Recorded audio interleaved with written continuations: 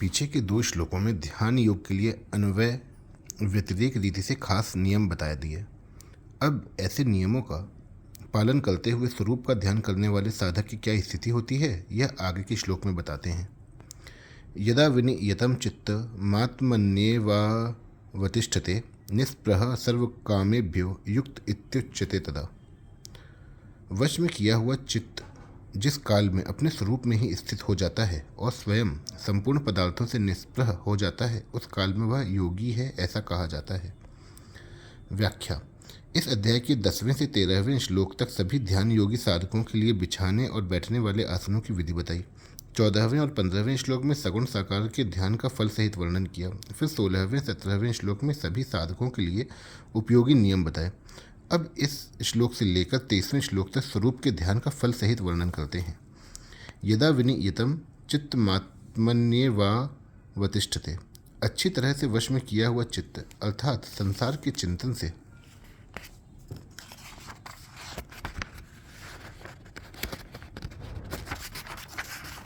रहित चित्त अब अपने स्वतः सिद्ध स्वरूप में स्थित हो जाता है। तात्पर्य है कि जब यह सब कुछ नहीं था तब भी जो था, और सब कुछ नहीं रहेगा तब भी जो रहेगा, तथा सबके उत्पन्न होने के पहले भी जो था, सबका लय होने के बाद भी जो रहेगा, और सभी भी जो ज्यों का त्यों है, उस अपने स्वरूप में चित्त स्थित हो जाता है।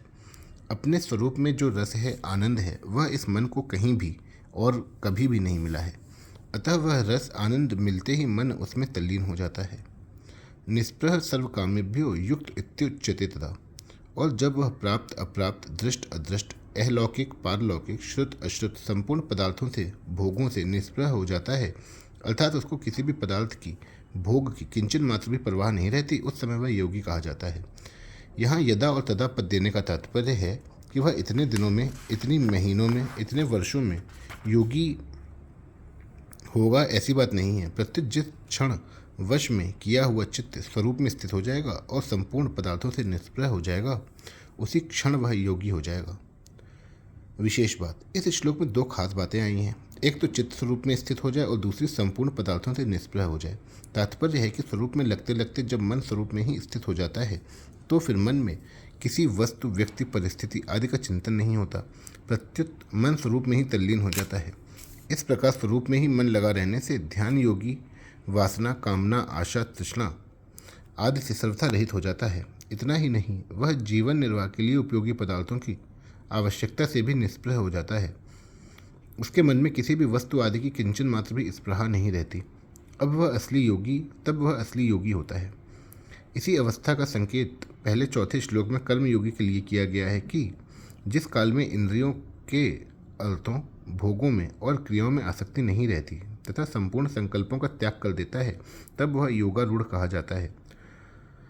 वहाँ के और यहाँ के प्रसंग में अंतर इतना ही है कि वहाँ कर्मयोगी दूसरों की सेवा के लिए कर्म करता है तो उसका क्रियाओं और पदार्थों से सर्वथा राग हट जाता है, तब वह योगारूढ़ हो जाता है। और यहाँ ध्यान योगी चित्त को स्वरूप में लगाता है तो उसका चित्त केवल स्वरूप में ही स्थित हो जाता है, तब वह क्रियाओं और पदार्थों से निष्प्रह हो जाता है।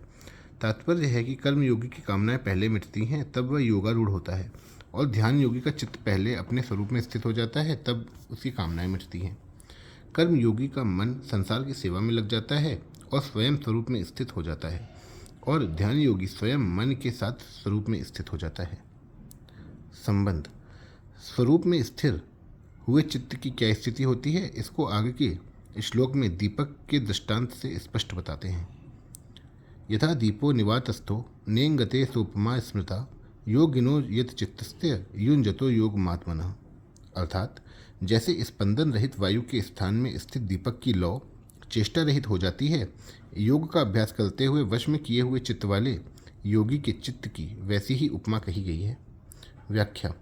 जैसे सर्वथा स्पंदन रहित वायु के स्थान में रखे हुए दीपक की लौ थोड़ी भी हिलती डुलती नहीं है, ऐसे ही जो योग का अभ्यास करता है, जिसका मन स्वरूप के चिंतन में लगता है और जिसने चित्त को अपने वश में कर रखा है, उस ध्यान योगी के चित्त के लिए भी दीपक की लौ की उपमा दी गई है। तात्पर्य है कि उस योगी का चित्त स्वरूप में ऐसा लगा हुआ है कि उसमें एक स्वरूप के सिवाय दूसरा कुछ भी चिंतन नहीं होता। पूर्व श्लोक में जिस योगी के चित्त को विनियत कहा गया है, उसे उस वशीभूत किए हुए चित्त वाले योगी के लिए यहाँ यत चित्तस्य पद आया है। कोई भी स्थान वायु से सर्वथा रहित नहीं होता। वायु सर्वत्र रहती है। कहीं पर वायु स्पंदन रूप से रहती है और कहीं पर निस्पंदन रूप से रहती है। इसलिए यहाँ निवातस्थः पद वायु के अभाव का वाचक नहीं है, प्रत्युत स्पंदित वायु के अभाव का वाचक है। यहाँ उपमेय चित्त को पर्वत आदि स्थिर अचल पदार्थों की उपमा न देकर दीपक की लौ की ही उपमा क्यों दी गई? दीपक की लौ तो स्पंदित वायु से हिल भी सकती है, पर पर्वत कभी हिलता ही नहीं, अतः पर्वत की उपमा देनी चाहिए थी। इसका उत्तर यह है कि पर्वत स्वभाव से ही स्थिर अचल और प्रकाशहीन है, जबकि दीपक की लौ स्वभाव से चंचल और प्रकाशमान है। चंचल वस्तु को स्थिर रखने में विशेष कठिनता पड़ती है। चित्त भी दीपक की लौ के समान स्वभाव से ही चंचल है, इसलिए चित्त को दीपक की लौ की उपमा दी गई है। दूसरी बात, जैसे दीपक की लौ प्रकाशमान होती है, ऐसे ही योगी के चित्त की परमात्म तत्व में जागृति रहती है। यह जागृति सुषुप्ति से विलक्षण है।